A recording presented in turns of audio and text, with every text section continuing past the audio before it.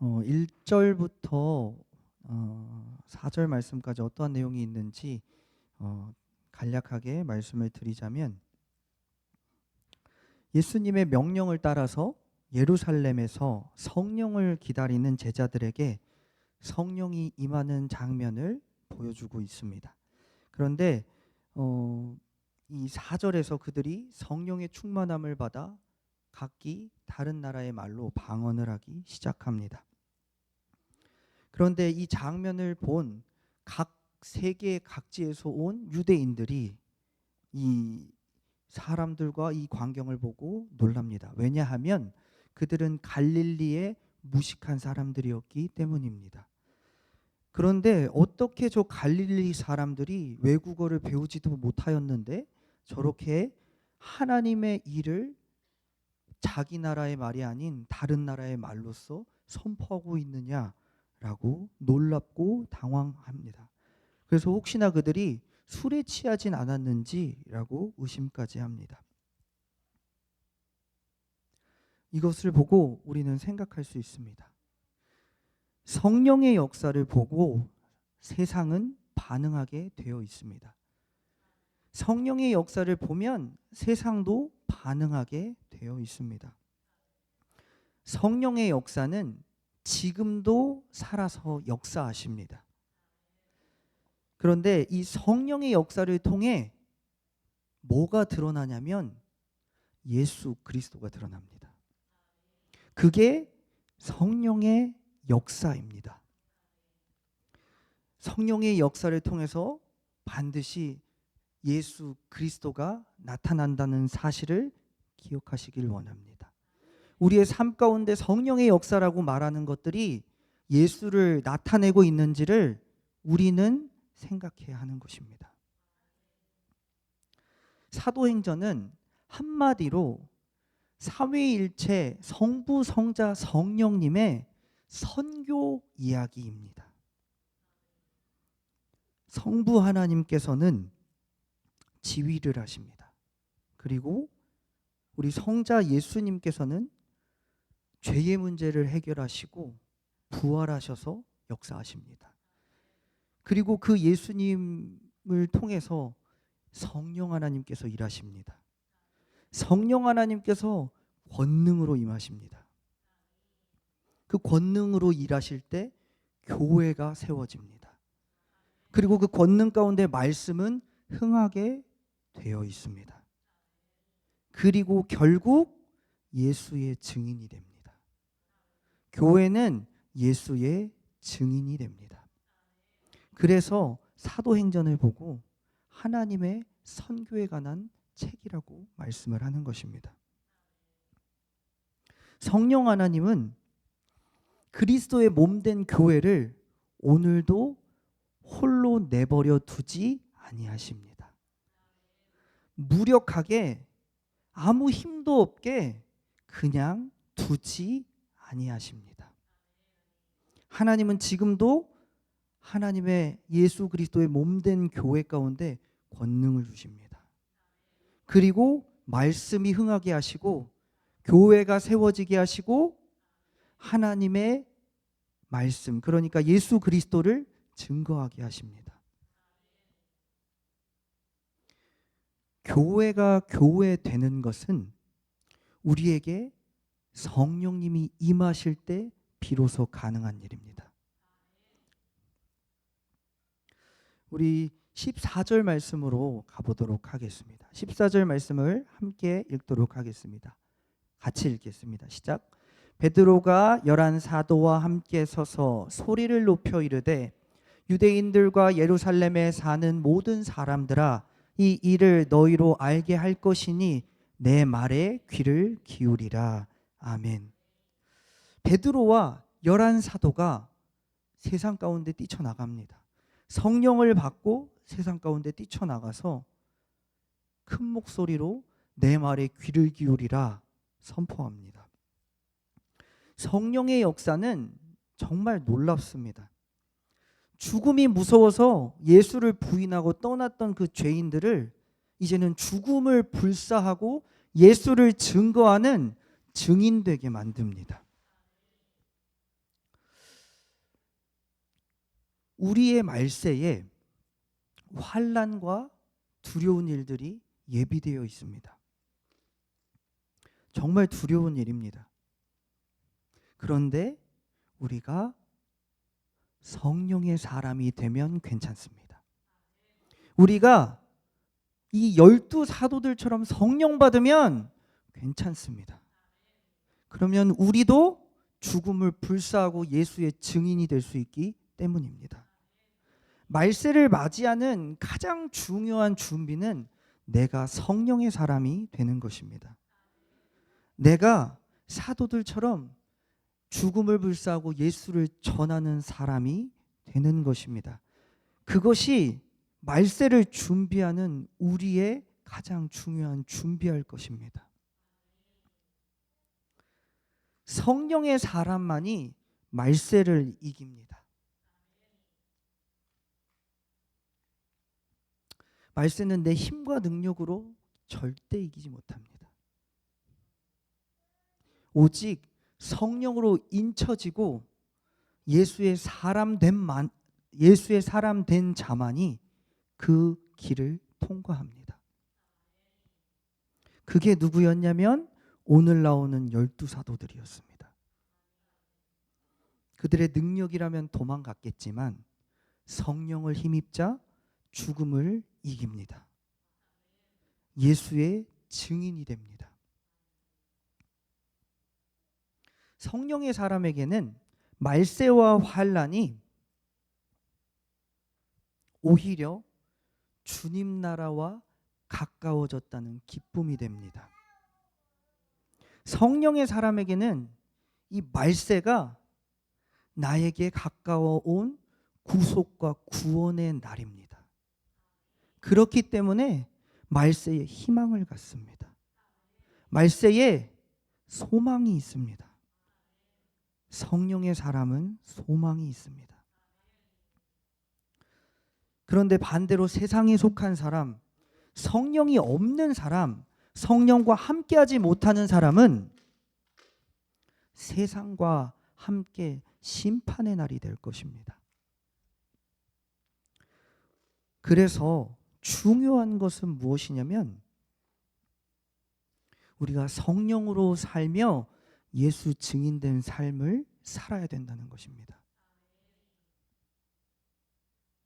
성령의 역사는 오늘 베드로처럼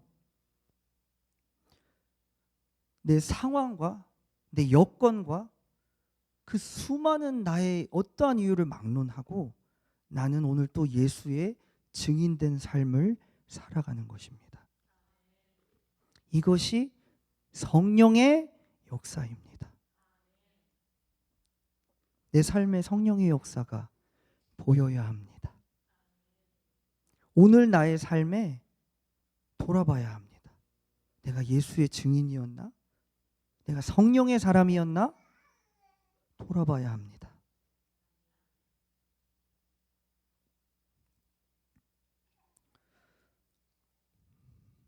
그런데 성령이 사람이 되어야 한다. 알겠습니다. 그럼 어떻게 됩니까? 성령의 사람은. 성령의 사람이 되는 아주 중요한 포인트가 있습니다. 그게 무엇이냐면 회개와 죄사함, 거룩함입니다. 성령의 사람은 죄에서 돌이키고 회개하고 거룩하여집니다. 이게 성령의 사람입니다. 우리 사도행전 2장 37절 말씀부터 39절까지 같이 읽어보겠습니다. 시작. 그들이 이 말을 듣고 마음에 찔려 베드로와 다른 사도들에게 물어 이르되 형제들아 우리가 어찌할꼬 하거늘 베드로가 이르되 너희가 회개하여 각각 예수 그리스도의 이름으로 세례를 받고 죄사함을 받으라. 그리하면 성령의 선물을 받으리니 이 약속은 너희와 너희 자녀와 모든 먼데 사람 곧 우리 님이 얼마든지 부르시는 자들에게 하신 것이라 하고. 아멘. 성령의 역사는 그냥 이루어지고 주어지는 것이 아닙니다. 내 입술로 예수 믿겠습니다 라고 고백하지만 이를 통하여 쉽게 우리가 성령의 역사 가운데 들어가지 못합니다.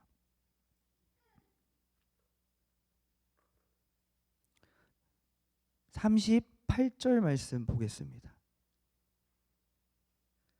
어찌할꼬 우리가 예수를 죽였다 하는 그 사람들에게 말합니다. 너희가 회개하여 예수 이름으로 세례를 받고 죄사함을 받으라. 회개하고 세례, 곧 예수의 사람이 되고 죄에서 돌이켜서 죄사함을 받으면 그때 성령이 너희에게 오실 거야 말씀하시는 것입니다. 우리가 성령의 사람이 너무나도 되고 싶습니다. 이 삶을 성령의 사람으로서 살아가고 싶습니다. 그러기 위해서는 나에게 거룩함이 있어야 합니다. 거룩함은 죄를 하나님 앞에 회개하고 죄사함 받는 것입니다. 그러면 성령님께서 그 사람과 함께 하십니다. 중요한 것은 거룩할 때 하나님이 나와 함께 한다는 사실입니다. 거룩할 때 지금도 사도행전의 역사가 나를 통해 일어난다라는 사실입니다. 여호수아의 군대가 1세대 어른 세대가 다 죽습니다. 그리고 하나님께서 말씀하십니다. 야, 너희들은 나의 말을 청종하지 않았어. 그래서 이곳 광야에서 40년간 살다가 죽을 거야 라고 말합니다. 그리고 그 말씀대로 그들은 하나님의 말씀을 듣고 청종하다 순종하지 않았기 때문에 그 광야에서 그 말씀대로 죽게 됩니다. 그런데 그 광야를 넘어서 축복의 땅, 하나님이 주시는 크고 놀라운 그 일에 참여하고 들어가게 되는 자들은 누구였냐면 여호수아와 그 다음 세대들이었습니다. 그들의 특징은 그들과 다르게 하나님의 말씀을 청종하는 자들이었습니다. 하나님의 말씀을 듣고 순종할 수 있는 사람들이었습니다. 거룩은 무엇이냐면 죄를 멀리하고 하나님의 말씀을 듣는 것입니다. 거룩은 무엇이냐면 죄를 멀리하고 하나님의 말씀을 내가 듣는 것입니다. 그 사람에게 하나님은 뭘 주시냐면 가나안 땅을 주십니다. 그런데 하나님께서 이 여호수아와 이 다음 남은 세대들에게 이 가나안 땅을 들어가기 직전의 문턱에서 한 일을 행하십니다. 그게 무엇이냐면 할례입니다. 할례의 의미는 하나님의 백성됨을 의미합니다. 그리고 또 한 가지는 거룩을 의미합니다. 우리는 이걸 잘 기억해야 됩니다. 하나님께서 이 좋은 가나안 땅을 정복하고 주시고자 하실 때 그 직전에 마지막에 요구하셨던 게 이스라엘의 거룩이었습니다. 왜냐하면 전쟁을 이길 수 있는 유일한 방법은 하나님과 함께하는 것이기 때문입니다. 하나님과 함께할 수 있는 유일한 방법은 죄를 멀리하고 하나님의 말씀을 듣는 것입니다. 그것이 바로 거룩입니다. 그런데 그러한 자들에게 하나님은 그들이 짓지도 않고 기르지도 않았던 곡식을 예비하고 두십니다. 예비해 두십니다. 그들이 손 하나도 거들지 않았던 그 놀라운 가나안 땅의 모든 것들을 이스라엘 소유로 하나님은 준비하고 계십니다. 언제입니까? 내가 거룩할 때. 기억해야 됩니다. 하나님의 사람이 삶을 살아가는 방법, 우리 이 땅에서 이기는 방법은 내 힘과 지혜와 능력이 있지 않습니다. 놀랍습니다, 여러분.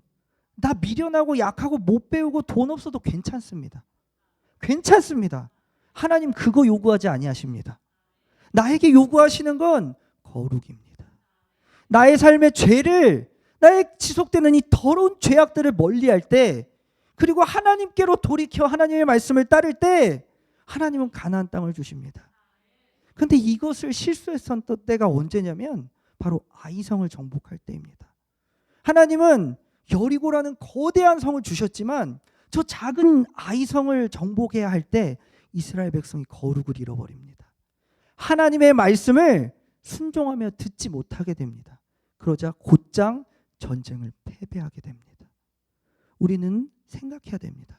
내 삶에 지속되는 실패와 패배와 넘어짐은 나의 거룩과 연결되어 있습니다.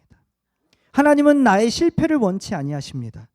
하나님은 오늘 또 나와 함께하며 승리하기를 원하십니다. 그런데 내가 거룩하지 않은 것입니다. 내가 주님과 함께하지 못하기 때문에 이기지 못하는 것입니다. 내가 사도행전의 역사가 내 삶 가운데 성령을 받았지만 없는 것은 내가 거룩하지 않기 때문입니다. 내가 죄를 멀리하고 하나님의 말씀을 들을 때 그제서야 하나님은 나와 함께 하십니다. 우리는 기억해야 됩니다. 우리의 싸움은 힘과 능에 있지 아니합니다. 성령으로 되는 것입니다. 성령과 함께하는 방법은 거룩입니다. 내 삶의 죄를 멀리하고 하나님을 가까이하며 그 말씀을 순종하는 것입니다. 그리할 때 하나님이 함께 하십니다. 그리할 때 오늘 또 말도 안 되는 성령의 역사들이 내 삶 가운데 이루어질 것입니다. 우리 이 시간 하나님 앞에 마음을 쏟아 삶을 돌이키며 고백하는 시간 갖기를 원합니다.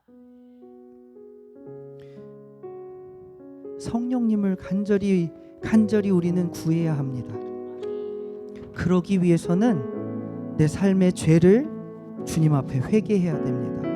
회개하고 예수 세례받고 죄사함 받아, 그러면 내가 너와 함께하리라. 성령이 너희에게 임하시리라. 오늘 우리에게 말씀하십니다. 돌파하고 싶으십니까? 하나님이 함께 하시면 됩니다.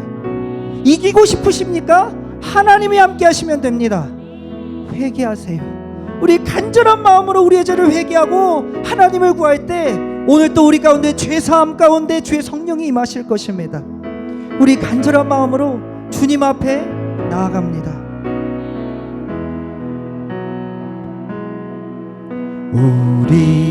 우리 함께 기도해 주 앞에 나와 무릎 꿇고 긍휼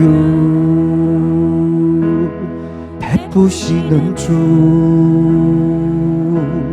하늘을 향해 두 손 들고 하늘 문이 열리고 은혜의 빛줄기 이 땅 가득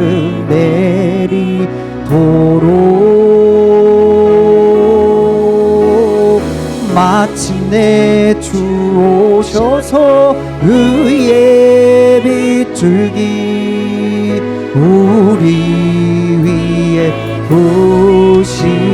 부시도록 우리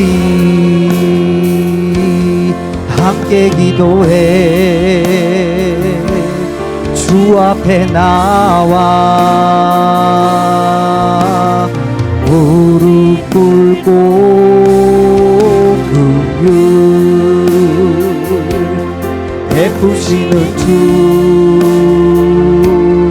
하늘을 향해 두 손 들고 하늘 문이 열리고 은혜의 빛줄기 이 땅 가득 내리도록 마침내 주 오셔서 의의 빛줄기 우리 위에 부시도록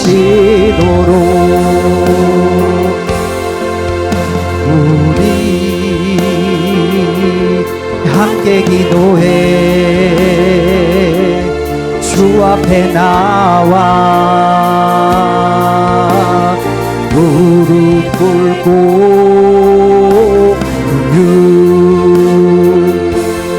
베푸시는 주 하늘을 향해 두 손 들고 하늘 문이 열리고 은혜의 뱃줄기 이 땅 가득